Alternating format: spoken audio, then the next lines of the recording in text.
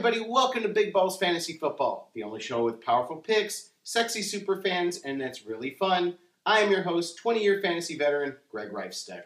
And I'm your co-host, Jenilee, also a 10-year fantasy veteran, and this is Zoe. Yeah. And all three of us are huge Bears fans, and together we are the beauty and the beast of fantasy football experts. So being Bears fans, we know Bears fans that we lost this week. Actually, we didn't lose because we were on a bye week. But only the Bears this season have such a shitty record that we managed to lose a spot in the NFC North into the basement thanks to a Vikings win by not even having to play. Isn't that just wonderful? Yeah, that's crazy. The Bears are one of the only teams, I think, that can lose when they're not even playing. They're not even on the field. But yes, they are now last in the NFC North because the Vikings won against the Redskins. Redskins and Vikings went into that game 3-5 each, and the Vikings pulled it out last minute. Yeah, just so damn thrilling. Just so wonderful. So, Trestman's got his work cut out for him next week, though, doesn't he? He sure does. We are on Sunday Night Football this coming week in Week 10 against the Packers. Obviously, everyone knows this is a huge rivalry, the longest rivalry in the NFL.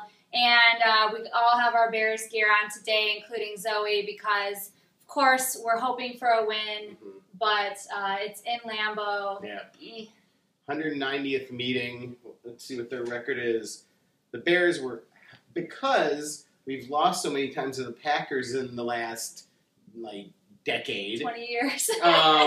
Bears are barely hanging on at 93 wins. The Packers have 90 wins, and we've tied 6 times in all of those meetings. So, yeah, just it's going to be in the frozen tundra. They're already talking it's going to be maybe 30 degrees, 20 degrees, and possibly snow. Yeah, and I think the thing too that sucks for us is that our bye weeks were at the same time because Rodgers came out of that Saints game, a little bit banged up, and the Packers didn't look great in that Saints game. Right. And it would have been great if they didn't have a bye week the same week as us, a whole week to prepare. And we just have to see if the Bears are going to be prepared. But I know Cutler, I think, is 1-9 against the Packers, I want to say, or maybe possibly 1-10 now against the Packers. So he typically does not play well against them. He always throws interceptions against them. I just don't know what we're going to get this week. Yeah, I mean, they had an article about Jay Cutler in the paper, and they're trying to get him motivated. They're trying to get a win out of him this time, and one of the things that they looked at was when he was on the Broncos, they do a lot of bootlegs with him and make sure he was moving and not just dropping back. So great that he's going to do that. Wonderful the fact that the Chicago Sun-Times published this, so now Mike McCarthy can read this and prepare for it. God, I love the sports press for fucking just completely blowing the strategy of the Bears, Yeah, and the thing, too, is this is a huge game for Mark Trestman. I mean, even in the bye week, there's been a lot in the Chicago media about Trestman, that he reports that he doesn't have control of the locker room. I believe there was a CBS Sports article that was written a little bit more about Trestman and what's going on with the Bears. And so, obviously, we're not in the locker room. We don't know if all of this is true. But this is a huge game for Trestman and the Bears to come out and hopefully pull out a win to quiet some of the noise around the team right now. Definitely. So let's get on to fantasy. This week is another bye-week nightmare. You have the Texans, the Colts, the Vikings, the Patriots, the Chargers, and the Redskins all. So, I mean, you're not going to miss RG3 much, but you're missing Rivers, you're missing Brady. You're missing Luck, You're missing Luck. So, I mean, it's a big deal. So, with our picks this week, we're going to try and help you out with your bye weeks. I've already looked at her picks, and she's looked at mine, and they're risky this week. We're going balls out this week for you, for sure. And you want to tell them about Big Ben? Yeah, I mean, Big Ben has been, obviously, if you've been watching the Steelers play, he has been losing his mind. He has 6 touchdowns in the last 2 weeks. So he had 6 this past week in Week 9 and 6 in Week 8. Nobody in the league has ever done that, 12 touchdowns within 2 games. So the Steelers' offense is just on a roll. And that's a little teaser for my segment because I think they're going to stay on a roll for Week 10 as well. It's also a teaser for our other segment. We are bringing back to you the Balls profile, and this week we are doing Peyton Manning, who also went on a huge enough touchdown tear of his own last season for sure. But every week this season he's putting up big numbers too. So now you're getting Manninged, which we coined on this show, Big Balls Fantasy Football, Manninged by Roethlisberger. So what is that, Big Ben? Roethlisbergered? What is that? You're burgered? I don't know. You're burgered. I love it. You're burgered. You're getting burgered. So hopefully you won't get burgered this week. So also don't forget to look us up on social media. Go to our hub, bigballsfantasyfootball.com. It'll take you to our Pinterest page, our Tumblr, our Facebook page. That's facebook.com/bigballsfootball. You can tweet us questions at bigballsfball. So that's all of our social media. Obviously, YouTube is youtube.com/bigballsfootball.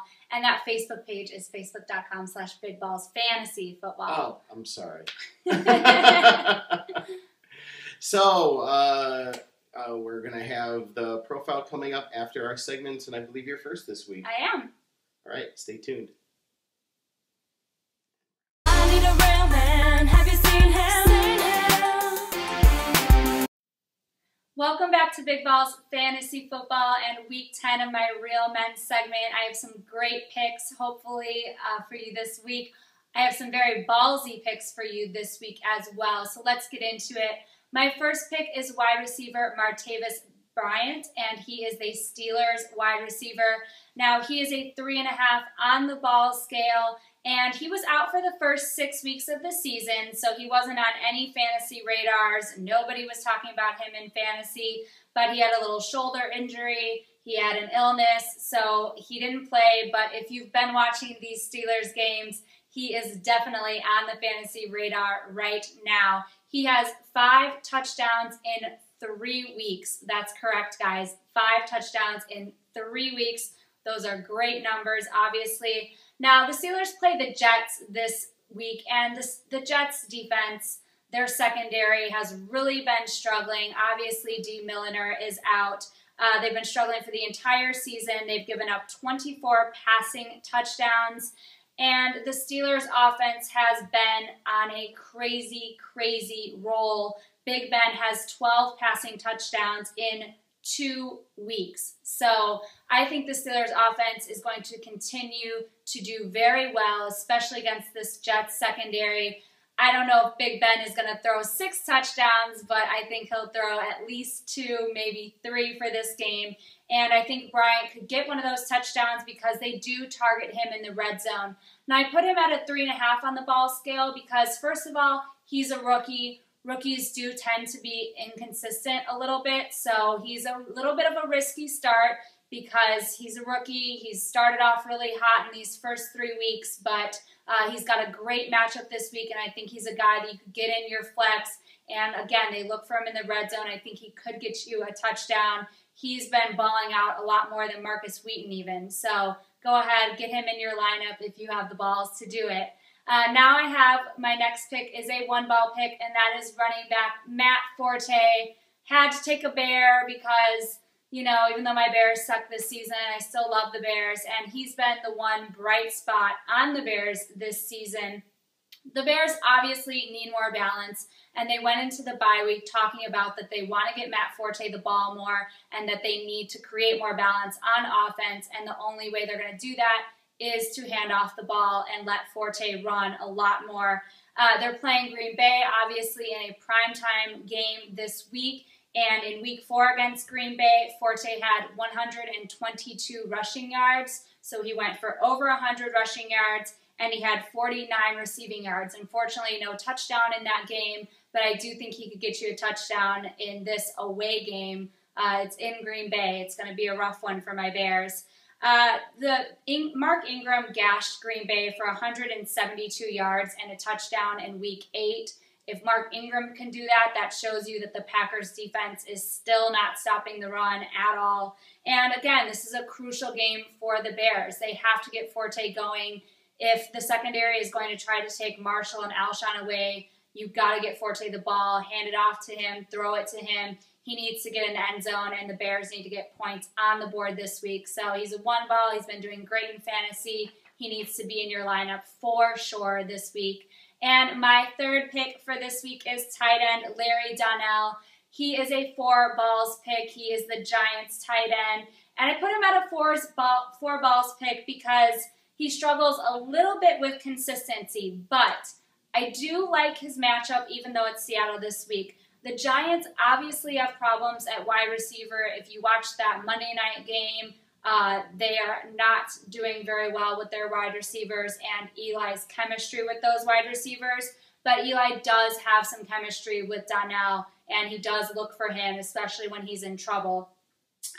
He looks for him in the red zone for sure. He has 5 touchdowns on the season so far.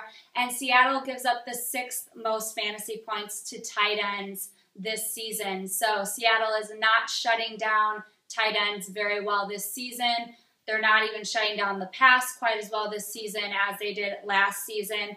This game is in Seattle, so that is why it's a 4 balls pick. It's a little risky to start him in Seattle with the Giants offense struggling like they are. But hey, they're going to have to get something going. He is a guy Eli looks for, especially in the red zone. And if Seattle puts up some points on the board and the Giants are struggling, the Giants are going to have to throw the ball to try to catch up in this game. So he's a little bit of a risky start. He's ballsy, but I have him in a couple leagues. I'm putting him in because, again, Seattle does not match up well with tight ends. So there are your Week 10 real men, and Greg has his beast mode picks for you next.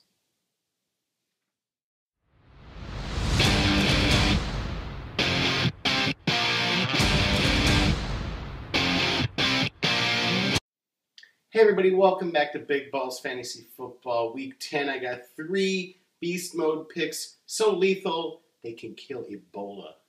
I'm telling you, they can do it. So my first pick this week is a strange one. Percy Harvin, wide receiver of the Jets, of course. He's a 2.5 balls pick. You're playing the trends on him. And I want to really call him Percy Headcase Harvin. We know of all of his disciplinary problems that he had on the Seahawks. Got unceremoniously traded over to them for a crappy draft pick. Is now on the Jets, but he has been making an impact, and they plugged him into the offense, and in 2 weeks, he has made a huge impact. Last week, against the Chiefs in Week 9, he went 11 receptions for 129 yards. I'll take that on fantasy. So basically, that's why I'm putting him at a 2.5 balls pick.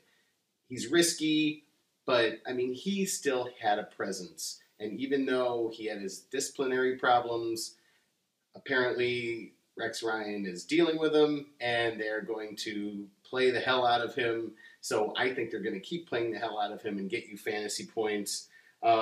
It's actually making for a very interesting dynamic because you now have Geno Smith out and you have Michael Vick in. Eric Decker had some very good numbers last week too. So maybe Vick is making a difference, just giving a little bit of a different rhythm to the offense. Maybe he's throwing off defensive coordinators because they're used to Geno Smith just, passing into bad situations. But both Decker and Harvin are getting points, so get Harvin in your lineup this week. My second pick this week is a defense. I have the Bills defense in, and this is a 1-ball pick because this is obvious. If you drafted the Bills defense, you're a genius, like I was on 2 of my teams, because they have been making tons and tons and tons of fantasy points. They're an 8th-ranked defense right now, and in fantasy in your draft, they were not ranked high. You had all the obvious ones, the Ravens and the Seahawks and the Packers, and, even some analysts said our Bears were going to be a good defense. Ha! You're idiots. Anyway, the Bills have been going crazy. This week, they are playing against Kansas City's 20th-ranked offense. So you have to put them in because they've been putting up stellar points. You also have to pick them up because of the teams they have coming up. As I said, they had Kansas City last week. Miami is coming up. The Jets are coming up again, even though they are with Michael Vick and they're a little stronger. They have been giving good quarterbacks fits, so I think Tannehill is going to be suspect against the Bills. I mean, the Bills made the Bears look like crap week 1. And Jay Cutler, that was back when he had his head on straight and was a decent quarterback before we were questioning his abilities. So the Bills got into his head, and the Bills are getting a lot of good quarterbacks' heads. He got 4 picks on Geno Smith the last time he played them. So he gets to play the Jets again. You're going to get more points out of them. The Bills' defense held Miami's offense to 10 points in week 2, getting you a whopping 41. That's right, 41 fantasy points out of your defense. That's what you're supposed to get out of a stellar elite quarterback, not your defense. And they held Detroit's offense to 14 points, getting 6 sacks in week 5, getting you 24 fantasy points on average in Yahoo leagues. You got to have the Bills. If they're sitting out on a waiver wire, people are insane to have them out there. If they're your backup or whatever, you got to play them this week. My third pick this week we usually do a don't start. This is a can't believe I'm saying start pick. Now, we all know how much we love Mark Sanchez here on Big Balls Fantasy Football. We even did a sketch about all of his excuses in Jetsland. Well, now he's on the Eagles, and as we all know, Nick Foles went out last week with a collarbone injury, and he's going to be out. Some people are saying 4, some people are saying 6, some people are saying 8. From what happened to Aaron Rodgers with his, shoulder, collarbone, that area. It can either be a quick heal or it can be a not quick heal. So anyway, you're going to have to deal with having Sanchez, but Sanchez hasn't been playing bad fantasy-wise. Get him in place of Nick Foles. Get him in if you're having a problem with any of your other quarterbacks. Because, that's why I'm giving him as a 3 balls pick. You're putting him in an injury situation. Last week, he completed 15 of 22 throws for 202 yards and a pair of touchdown passes. But here's where the problem comes in. He did throw 2 picks, so that screws you up a little bit. He's going to be kind of Jay Cutler-y. He's going to get you the points that he puts on the board, but then, unfortunately, he's going to get the picks. But at least you're going to get some picks out of him. With Sanchez at the controls, the Eagles, are going to go long. They're going to take deep shots, and they're playing against the Panthers' 24th ranked defense this week in Week 10. And I think I've had a pick against the Panthers all 3 weeks, the last 3 weeks, because their defense has not been holding. So I just think you should get Sanchez in. And basically, in 3 preseason games, he went 25 of 31, 281 yards, 2 touchdowns and 1 interception. There's that ratio of, there's the interceptions coming in and knocking out your touchdowns. But he's going to get you yards because they're going to have him pass far.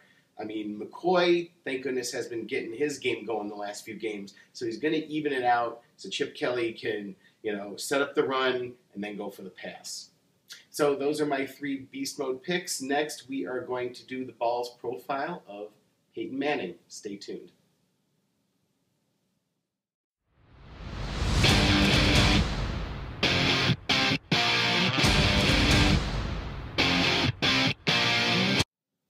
Hey everybody, welcome back to Big Balls Fantasy Football.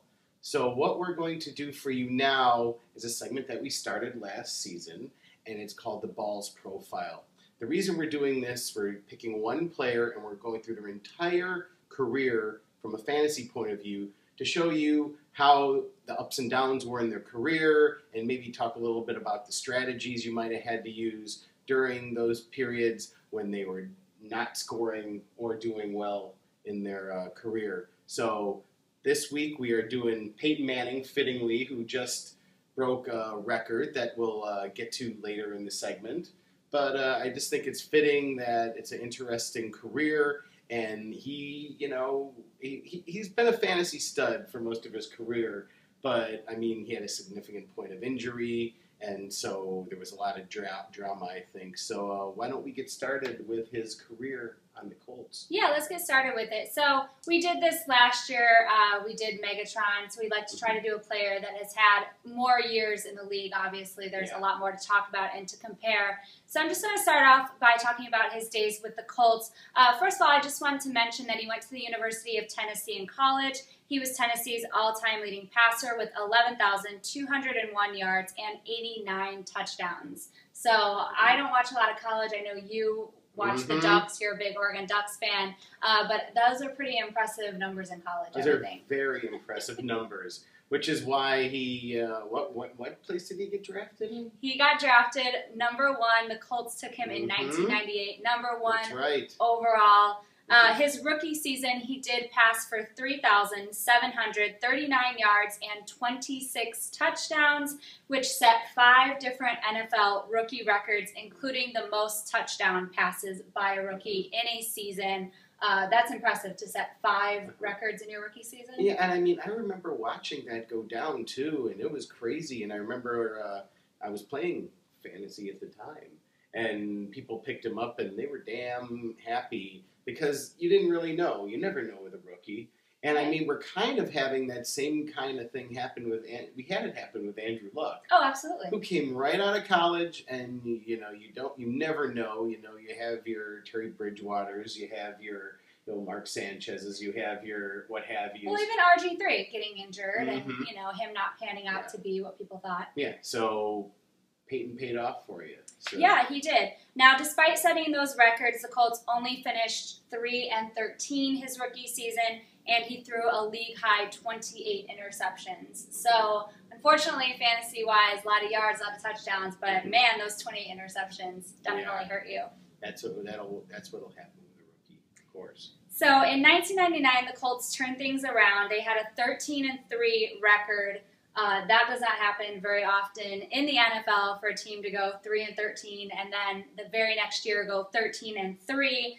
They were AFC East champions and they lost to Tennessee in the playoffs, unfortunately. So he got to go to the playoffs in his second year, but they lost. He finished 1999 with 4,135 passing yards, 26 touchdowns, and only 15 interceptions this time.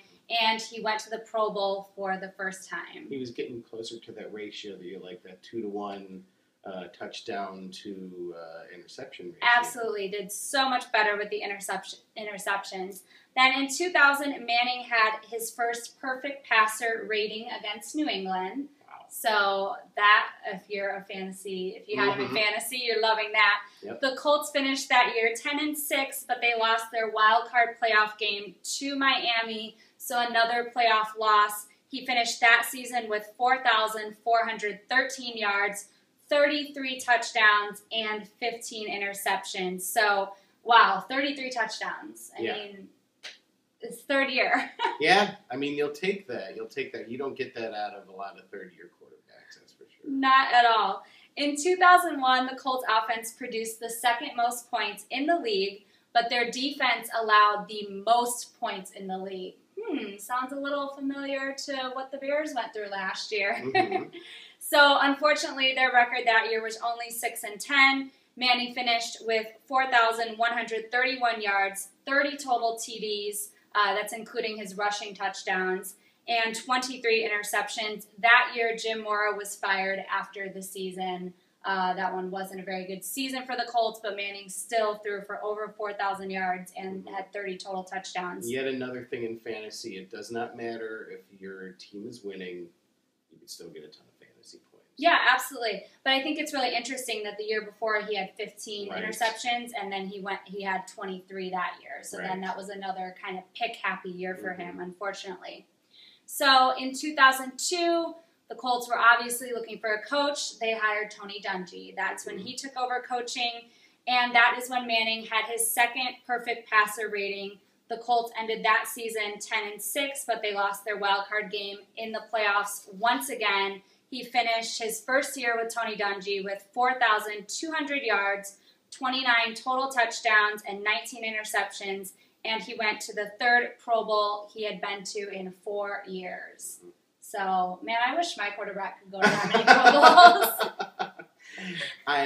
Now, here's an observation. Imagine if you picked up Peyton Manning in a keeper league, like early on, and didn't have to let him go. Yeah, his numbers are insane. Oh. Up to that point, I mean, Oh. he had only his rookie season had 3,000 yards. He was over 4,000 every season after that. I mean, that's just insane numbers. Yeah, I mean, you didn't. I had a boss, and he had Brett Favre in his keeper league, and you had a little bit of a roller coaster there. Yeah. There's no roller coaster No. fantasy-wise. You're getting solid numbers. Very, very consistent. In 2003, Manning had his third perfect passer rating versus the Saints, and he threw a career-high 6 touchdown passes in that game. We've seen that. We just talked about earlier in the show with Ben Roethlisberger. But in 2003, that was pretty doggone good. He had his first playoff win, and that was the wild card game versus the Broncos, actually. And he had his second perfect passer rating of that season in that playoff win. The Colts lost the AFC title game to New England. Unfortunately, he doesn't play very good against New England, so that's a little bit maybe fantasy nightmare. Well, that was that was the beginning of the whole his arch nemesis thing. You know, the two of them just, that's it. That's mano a mano. And that's the collision. week that's tough to play him in fantasy because he does have a rough time against New England. Yeah. That was the year he was awarded his first MVP and Best NFL Player SB award, finishing with 4,267 yards, another 29 touchdowns, and only 10 interceptions, and also going to the Pro Bowl once again. So 10 interceptions. Those numbers are just staggering. When I'm looking at this, it's staggering to see these numbers over and over. She wishes she were playing fantasy back then. Yeah, I wish I had him this year. In 2004, Manning lost to New England in the playoffs for the second straight year, but was awarded his second MVP, finishing with a career-high 4,557 yards, 49 touchdowns, and once again, only 10 interceptions. And he went to the Pro Bowl, of course. So, again, I mean, second MVP in a row. Just at that point, if you have him, I mean, you're balling out in fantasy for sure. In 2005, Manning had the highest passer rating of the league, which was 104.1. He finished that year with 3,747 yards, 28 touchdowns, and once again, only 10 interceptions. And the only reason he didn't go over 4,000 yards in that season, because that was the first season since his rookie season that he hadn't gone over 4,000 yards, was because he sat out the last 2 games, most of the last 2 games that the Colts played, because they had already locked up home field advantage in the playoffs. So that was a pretty big deal. He would have gone over 4,000 if he would have played those last 2 games. Then moving on to 2006, Manning had the highest passer rating in the league for the third year in a row, which was 101. He led the Colts. Look at the t-shirt. There it is. So sad for us Bears fans. Yeah. He led the Colts to a 29-17 Super Bowl win versus the Bears, passing for 247 yards, 1 touchdown, and 1 interception, and he was named Super Bowl MVP. And this has absolutely nothing to do with fantasy, but Rex Grossman whining. It's pouring down rain. So he fumbled the ball twice out of scrimmage. Yeah. Twice out of scrimmage. And he said, well, it was wet out there. You know, Peyton Manning didn't fumble the ball out of scrimmage. He's a fucking pro. Well, and it was the Bears defense that got us there, got us all the way to the Super Bowl that year. And, it just, we couldn't stop Manning. Back in the day when the defense would lead us to Super Bowls. Oh, it was so long ago. We got Manning. We couldn't stop Manning. We got Super Manninged in the Super Bowl. So during that Super Bowl season, he had 4,397 yards, 35 total touchdowns, and only 9 interceptions. So again, his interceptions, obviously, as his career went, just kept getting better and better. Then in 2007, the Colts secured another AFC title. but they lost in the divisional round of the playoffs to the Chargers. So this is when he started having some issues with the Chargers. Yep. He finished with 4,040 yards, 34 total touchdowns, and 14 interceptions. And that year he got to cheer on his brother Eli in the Super Bowl. So he didn't go to the Super Bowl, but Eli did that year, and that's when the Giants beat New England. It's funny that you mentioned, he started having problems with the Chargers. How many teams has he pissed off in all the years that he's been in the league? Seriously. They always say, this is a rivalry game. To me, it's him and Brady. Yeah, it is him and Brady, It's but him and it's Brady. at certain times, certain teams Right. give I know. other certain teams problems. That's my point. How many teams has he pissed off in the league? Playoffs and game, just He's insanity. been around for a while. So Yep. despite losing to the Chargers in the wild card playoff game in 2008, again, problems with the Chargers at that point in his Mhm. career, Manning did win his third MVP, which was tying Brett Favre for the most MVP awards in NFL history. That is impressive. That year he had 4,002 yards, 28 total touchdowns, and only 12 interceptions. He had made 9 out of his 11 seasons. He had thrown for over 4,000 yards at that point. That's insane. That is insane. Only Yeah. have 2 seasons, one which was his rookie season with less than 4,000 yards. In 2009, Manning won his 4th MVP award and headed to his 2nd Super Bowl. Unfortunately, that year the Colts did lose to the Saints, so he lost a Super Bowl that year. He must be thirsty from all this talking. I think I'm going to have a beer. And he finished that year with 4,500 yards, another 33 touchdowns, and 16 interceptions. So, again, another year he was balling out but couldn't finish in the Super Bowl, unfortunately, for those Colts fans. Mhm. In 2010, the Colts won the AFC South for the 7th time in 8 years. Let me repeat that. Uh-huh. Won their division for the 7th time in 8 years. Mhm. Manning became the first quarterback in NFL history to lead his team to 9 consecutive playoff berths. I mean, it was common. Our Bears are just trying to get to Yeah. what the playoffs like once again, like once every Yeah. 5-7 years. Yeah. They lost in the playoffs to the Jets that year, but he finished the season with 4,700 yards, 33 touchdowns, and 17 interceptions. Unfortunately, he had to have neck surgery in May of 2011, and in late summer, the doctors told him that he was going to need the spinal fusion surgery, which we all know he went through, and that they did not guarantee that he would play in the NFL again. He sat out the entire season, and the Colts went 2-14 without him. The Colts released Peyton Manning on March 7th, 2012, and in a heartfelt press conference, he thanked Colts fans for letting him be their quarterback. Owner Jim Irsay announced that the Colts will never have another player wear number 18 jersey again. I remember watching that. As a football fan, I was emotional because every year you just watch this fantastic player play, even if he was playing your team in the Super Bowl. I mean, it's pretty wild that you look at the T-shirt. You don't see Rex Grossman over here. No, you see Urlacher. You see Urlacher. I mean, he's the stud. Yeah. He's it. Peyton Manning was it, especially in Colt land.